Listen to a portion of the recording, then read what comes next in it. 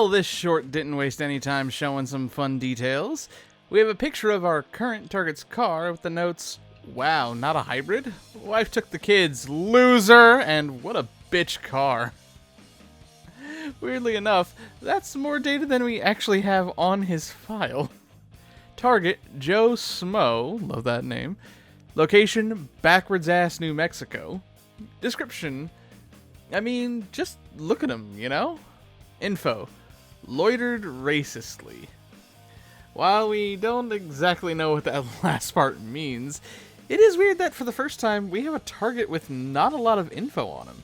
Last time we mentioned Stolas typing up the file with how nicely it was done, but this time? Well, I think Loona was behind the desk again. Given the laziness of how it was written, it wouldn't be surprising. What is surprising is, aside from the necessity of plot, why did Blitz bring Moxxie along if Blitz was intending to do the driving and the shooting? Did he just want company? Also, we get to see more of that tail dexterity with Blitz using it to push the pedals. As we meet the real antagonist of the short, I think we set a new record for fastest target death, as the target's car veers off and explodes at only 42 seconds into the video. But it looks like a new target landed on Blitz's shit list. He's voiced by Lyle Rath, who also wrote the short.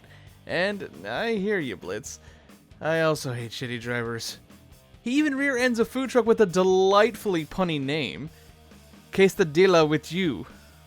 And it appears that Blitz still doesn't have the human disguise thing figured out, but at least he has a quick change disguise ready in the form of joke glasses with a fake nose and a, suspiciously familiar looking red cap with white text. The text just reads "white man" on it. It looks like Blitz had to remove part of the hat to make it fit on his head, though. Oh, hey, look! Blitz has those little doodle family decals you see, but it's the IMP crew. There's just one or two missing to make the family complete. Someday. Until then, we have a sign that reads, "Insurance? No thanks, Jesus has me covered." And, okay, this gives me more questions. Don't worry, there's not a 7-minute theory rambling this time, just a few points and questions. From the intro of Hazbin Hotel, Episode 1. So he watched as the angels began to expand the universe in their ways. From the dust of earth they created Adam and Lilith, equals as the first of mankind. As punishment for their reckless act, heaven cast Lucifer and his love into the dark pit he had created. No mention of God, let alone Jesus. That's not to say he didn't exist in this universe, especially given one of Blitz's favorite catchphrases. Well, Christ on a stick. Christ on a stick. Christ on a stick. Christ on a stick. Christ on a stick. Oh, Christ on a stick. Christ on a stick, Fizz. Christ on a stick. Christ on a stick. But, all the same, a few questions are raised. Jesus exists in this universe, but is he more of just a historical figure, similar to Saint Nicholas? Does he exist in the same context as a religious self? Is there a strange middle road where, and this is going to sound so ridiculous, but was Jesus an inside job of heaven? Are the tales of the miracles due to angel interference? If he was an actual being with his abilities, then where does he fit in with this universe? I will point out the obvious that, while not often, yes, God is technically mentioned a handful of times, but strangely enough, never when you'd expect it.